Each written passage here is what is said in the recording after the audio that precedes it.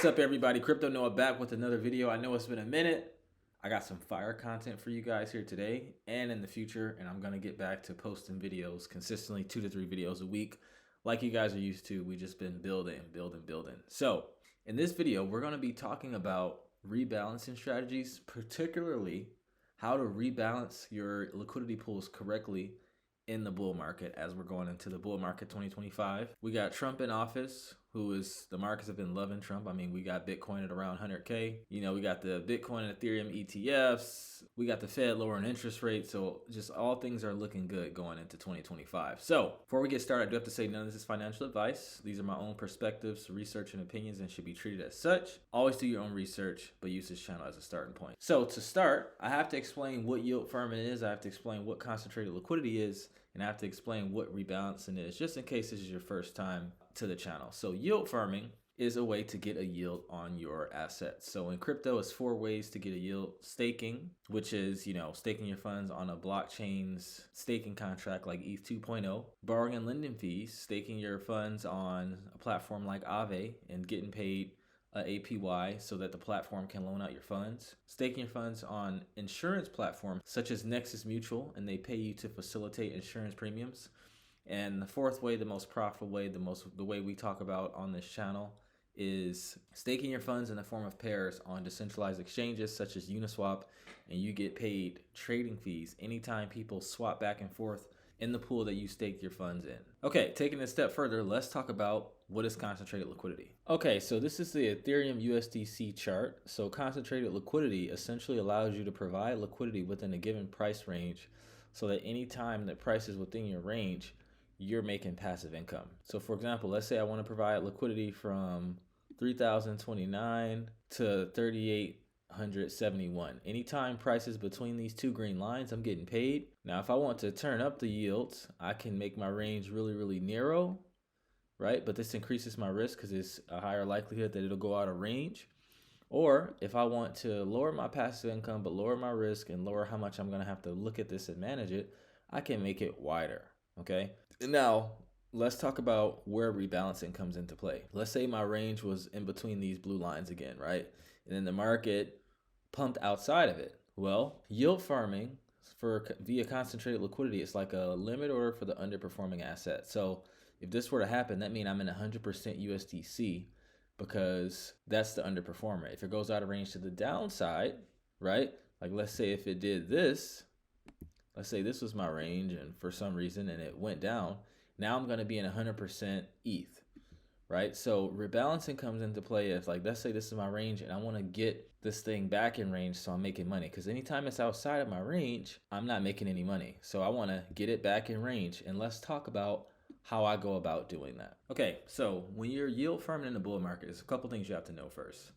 There are yield farming strategies for bull markets, bear markets, and sideways markets. The best strategies for bull markets are volatile pairs. That's if you're trying to stay in range. So like I'm going to show you an example of some of my live pools that I'm in wrapped ETH SPX. And I like that one because in a bull market, tide raises all ships. It's a high likelihood that both are going to be rising. So it's easy for you to stay in range versus if I'm in like an ETH USDC pool, which is still a good pool to be in, but it's more so for a take profit strategy. Like I want ETH to get here, so I want my range to get here. And when it hits here, I'll go out. It's harder to stay in range because if Ethereum goes up 100%, a stable coin is not. So the price is going to moon, okay? Now I want to talk about how I look at rebalancing / yield farming. I kind of look at it as like you're trying to hold water in a net. I don't know if you guys ever saw the magic trick where it's like a ball and a string, but you can't see the string, but it's just a ball in the middle. And you're just trying to like keep the ball in the center of the range. If you anticipate that ball is going to rise, you're going to lift your hand up first. You're not going to wait for it to hit your hand. Like you're trying, it's almost like alchemy. You're just trying to keep it here in the middle. Now, you can have a wide net, right, where it's easier, or you can have a very narrow net with a lot of holes in it. Or you can have a mixture of both. Now, what do I mean by that? If you find a really good paying liquidity pool that you think will pay out for a while, like I think I found in wrapped ETH SPX, I made a video on this and it's still just been printing. I'm going to show you some of the money that I've been making as I just rebalanced last night. If you find a good pool, it's good to set up multiple tranches. So remember I said it's like a wide net and then a small one with holes in it. The wide net is to where you have most of your liquidity in, right? The small net is where you have a small amount of liquidity, but the holes represent like, hey, expect this to go out of range, but expect this one to pay higher.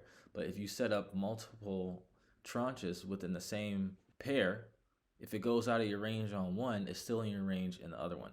Let me show you what I mean. Okay, so I have 3 different tranches here. I have most of the money in this green one, right? That's my wide net. It's the lowest risk, so that makes sense as to why the most of the money is there. I have the second most amount in this red tranche, and I have the least amount in between these 2 yellow lines. And if we go and measure this here, you can see from bottom to top on my green one is 217%.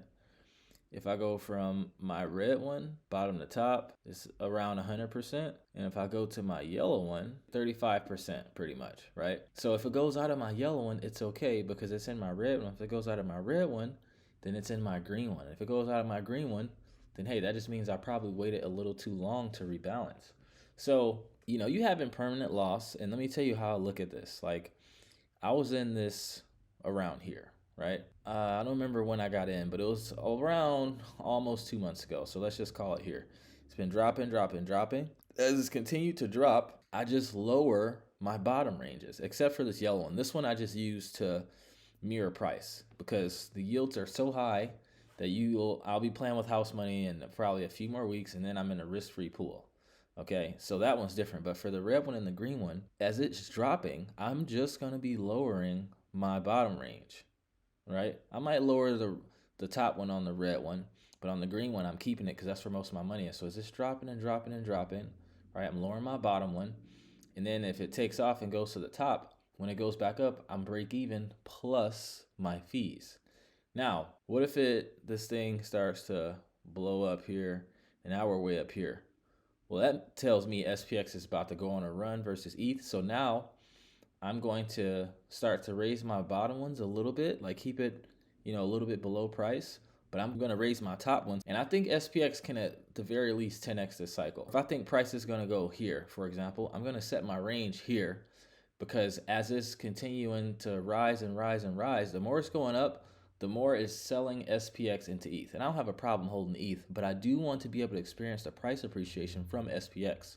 So if it starts to run, and I think it's going to top off here, I'm going to put my range here so that once it moons to here, I'm still holding a good amount of SPX, so I still get the benefit from the price appreciation versus it selling all of it into ETH, okay?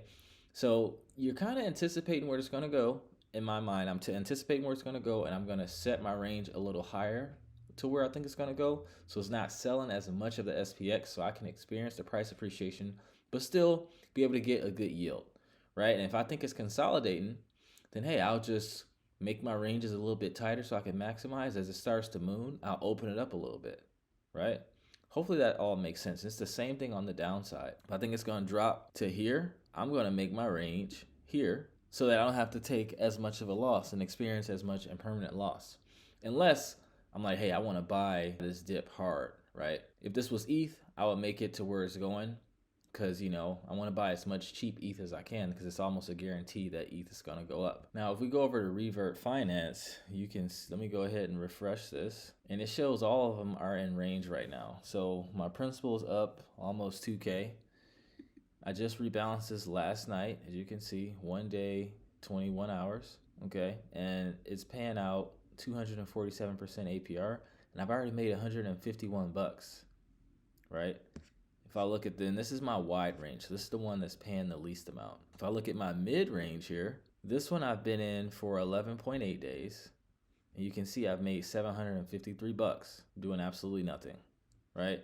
And if we look at my wide range or my most narrow range, the 2 yellow lines, I'm getting 776% APR. That's almost 2% per day. I literally just got in this pool a day and 21 hours ago, and I've already made 200 bucks on what I think I put in like 4,500. The price, I'm up a little bit on my principal, and I'm up on my fees. So you're not gonna find a yield like that anywhere else other than DeFi.